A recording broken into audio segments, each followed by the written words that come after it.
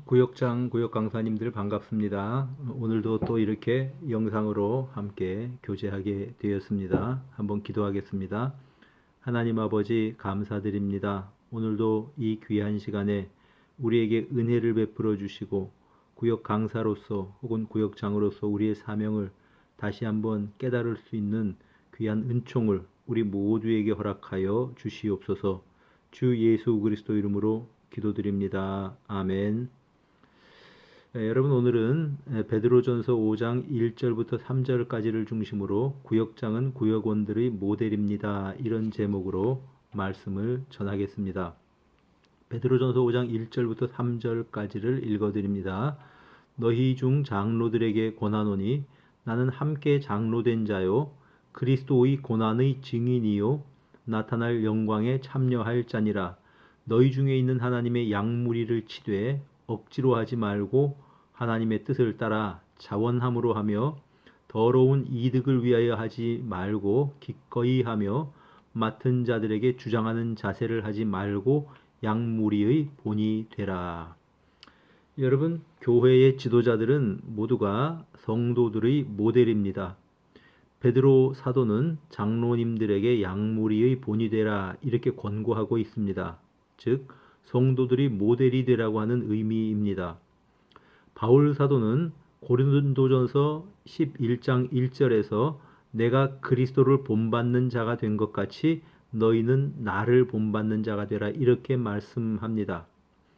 사람들은 자기가 존경하는 대상을 본받게 됩니다. 그 사람의 말도 담게 되고 행동도 담게 되는 것을 우리가 종종 발견하게 됩니다. 미국의 소설가인 나다니엘 호손이라고 하는 사람이 큰 바위 얼굴이라고 하는 소설을 썼습니다. 이 소설은 미국의 어느 시골 마을의 이야기입니다. 어느 한 마을에 이제 마을 앞에 큰 산에 사람의 얼굴이 새겨진 것 같은 그런 바위가 있었습니다. 인자하고 품위 있는 얼굴을 보면서 마을 사람들은 언젠가 이 마을 출신의 저런 훌륭한 인품을 가진 위인이 나타날 것이다고들 이야기들 했습니다. 그 마을에 어니스트라고 하는 소년이 있었습니다. 그는 매일 산에 있는 바위 얼굴을 보고 또 훌륭한 사람이 바위 얼굴 같은 훌륭한 사람이 나타날 것이다. 그런 말을 듣고 자라납니다. 시간이 흘렀습니다. 그 마을 출신의 유명 인사들이 등장합니다. 엄청난 돈을 모은 거부가 등장합니다. 사람들은 그를 다 큰 바위 얼굴이라고 생각을 하였습니다. 그러나 어니스트는 이를 보고 고개를 저었습니다. 이 부자에게는 인자함이 아닌 인색함이 느껴졌습니다. 조금 더 있다가 전쟁에서 연전연승한 어떤 노 장군이 마을을 방문하게 됩니다. 고향을 방문한 거죠. 모든 사람들이 그 사람이야말로 큰 바위 얼굴이라고 환호를 하였습니다. 그런데 어니스트는 고개를 저었습니다. 그 장군에게서는 엄격함은 있었지만 자애로움이 느껴지지 않았습니다. 그리고 그 후에 어떤 유명한 정치가가 고향을 방문하였습니다. 사람들은 이번에야말로 저 정치가가 큰 바위 얼굴을 닮은 인품의 소유자라고 모두들 환영을 하였습니다. 그런데 어니스트는 그 사람을 자세히 보고 역시 고개를 저었습니다. 그에게는 사랑의 위엄이 아닌 명예욕과 권력욕만이 보였기 때문입니다. 어니스트는 실망하지 않고 계속해서 위인을 기다렸습니다. 그러다 보니 어니스트도 어느덧 나이가 들고 말았습니다. 그는 고향에서 목수로 일하다가 은퇴하고 설교자가 되었습니다. 그러다가 이제 그 마을 출신의 어떤 시인의 시를 읽고 어니스트는 이 사람이야말로 내가 평생 기다리던 그 위인이라고 생각을 하였습니다. 그래서 그 시인을 만나게 되는데 그를 만나고 난 뒤 어니스트는 실망하고 말았습니다. 그러나 그 시인과는 좋은 친구로 교제를 하면서 지내게 되었습니다. 어느 날 어니스트가 이제 교회에서 설교를 할 때 시인은 어니스트를 보고 그의 얼굴에서 풍기는 인품이 바로 큰 바위 얼굴임을 알아차립니다. 설교를 듣던 모든 사람들은 사실은 큰 바위 얼굴이 다른 데 있지 않고 마을에서 소박하게 성경을 가르치고 전하는 설교자 어니스트였음을 깨닫게 되었습니다. 그러나 어니스트 자신은 이렇게 말합니다. 나는 아닙니다. 언젠가 저 큰 바위 얼굴을 닮은 위인이 나타날 것입니다. 라고 말입니다. 여러분, 이 소설이 가르쳐주는 것이 있습니다. 자신이 정말 사모하고 바라보는 그 대상을 닮아간다고 하는 것입니다. 우리는 예수님을 바라보고 신앙생활을 합니다. 히브리서 12장 1절에는 믿음의 주요 온전하게 하시는 이인 예수를 바라보라고 우리에게 권고하고 있습니다. 구역원들은 구역장을 바라봅니다. 그리고 구역장을 통해서 예수님을 바라봅니다. 우리는 주님을 바라보면서 주님을 묵상하고 신앙생활을 하지만 일단 우리에게 지도자가 되고 우리에게 가르침을 주는 그 사람을 닮아가게 되어 있는 것입니다. 신앙생활을 처음 시작한 사람들을 보면 자신을 전도한 사람들을 본받는 것을 흔히 보게 됩니다.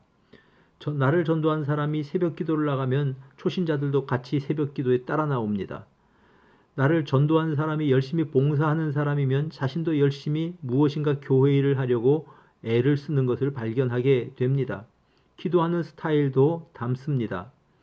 전도한 사람이 통성기도를 좋아하면 전도 받은 사람도 그렇게 신앙을 배워갑니다. 신앙은 보고 배우는 것이기 때문에 처음 나에게 복음을 전한 사람을 따라가게 배우게 되어 있는 것입니다.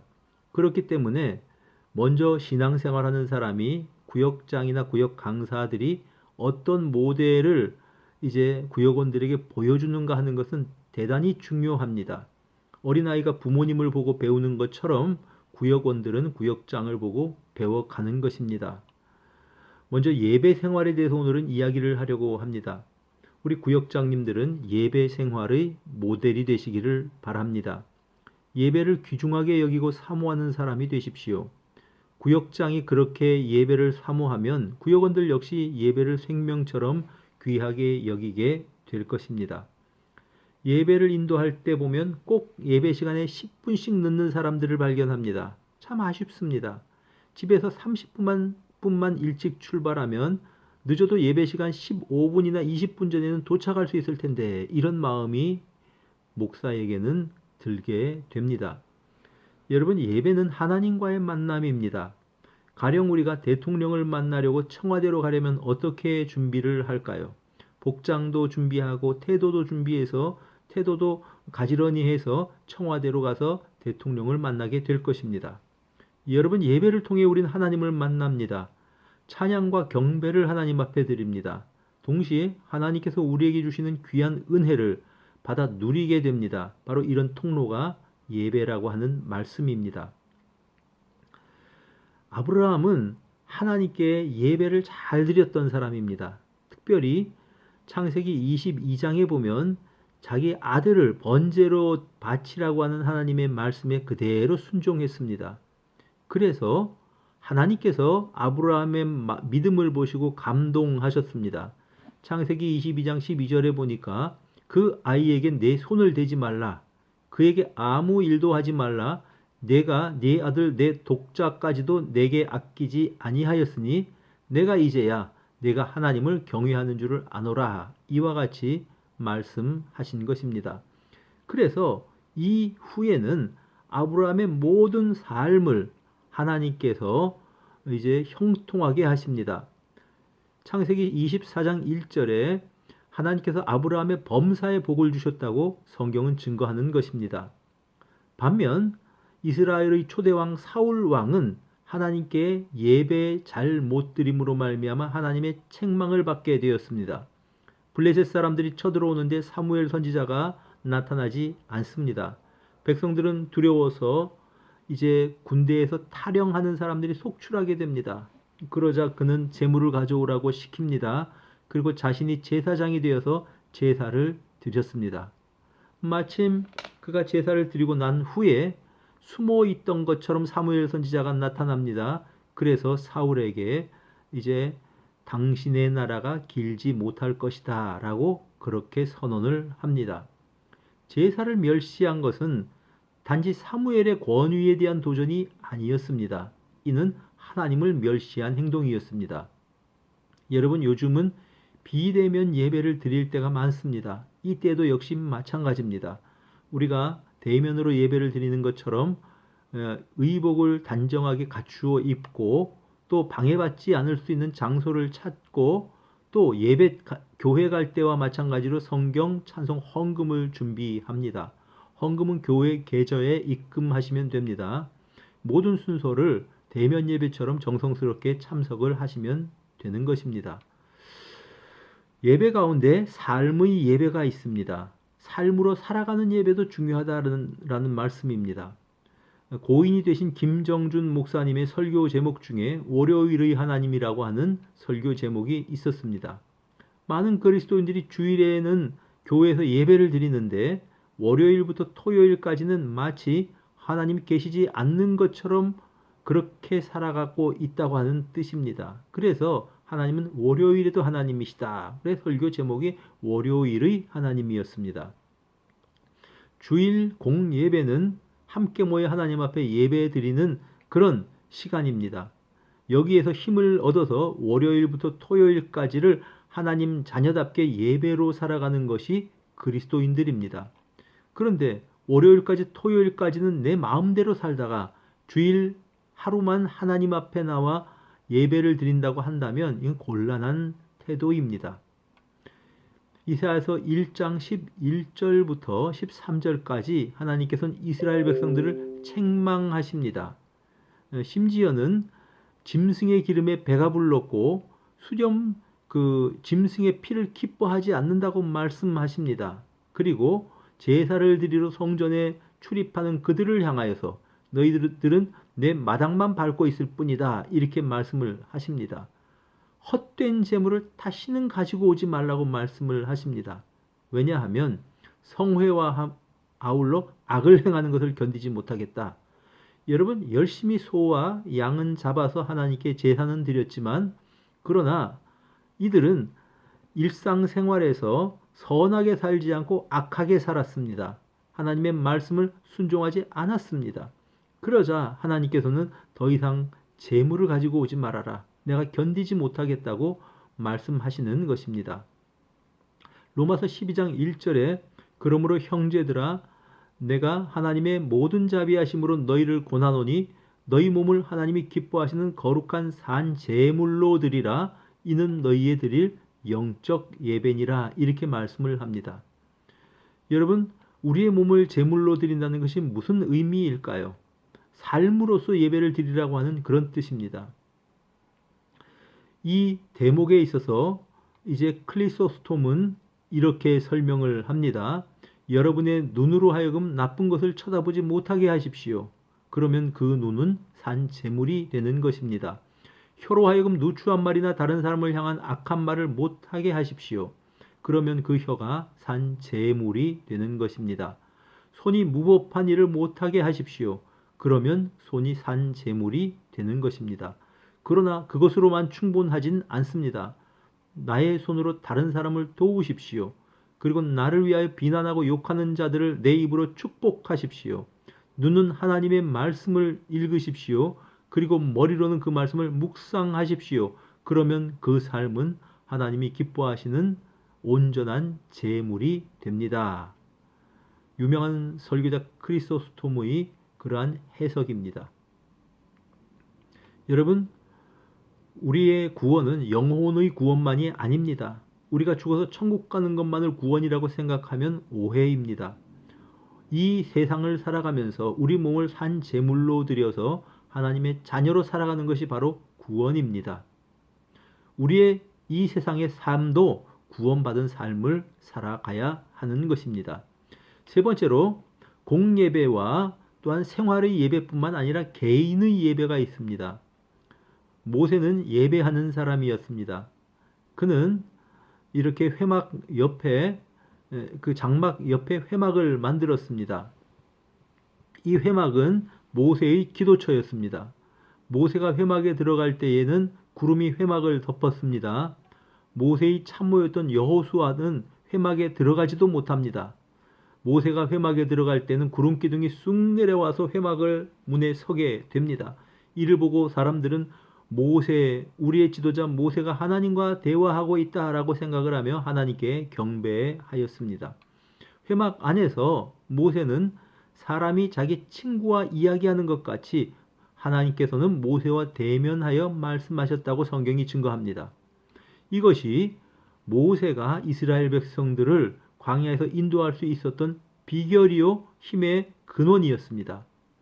여러분 60만이 넘는 무리를 이끌고 40년 동안 광야에서 지낸 것은 모세 개인의 능력이나 경건 때문이 아니었습니다. 모세는 하나님의 분부를 받아서 백성들에게 전했을 뿐입니다. 하나님의 말씀대로 모세는 순종했을 뿐입니다. 이것이 모세가 백성들을 광야에서 이끌어 나간 비결입니다. 여러분, 회막에서 모세가 하나님을 만나는 시간은 모세가 하나님의 말씀을 듣는 시간이었습니다. 그리고 모세는 하나님께 마음을 쏟고 기도하는 시간이었습니다.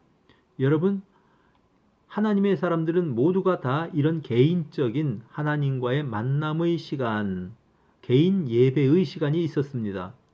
예수님도 마가복음 1장 35절에 새벽 아직도 밝기 전에 한적한 곳으로 가셔서 기도하셨다고 증거하고 있습니다. 여러분, 예배의 모범 이 가운데 세 가지 예배에 대해서 말씀을 드렸습니다. 공예배, 우리 공중예배를 말하는 것입니다. 두 번째가 개인 예배를 말씀을 드렸습니다. 세 번째는 삶의 예배. 이 세 가지 예배 생활이 균형 잡힌 사람이 이제 그 예배에 성공하는 신앙인입니다.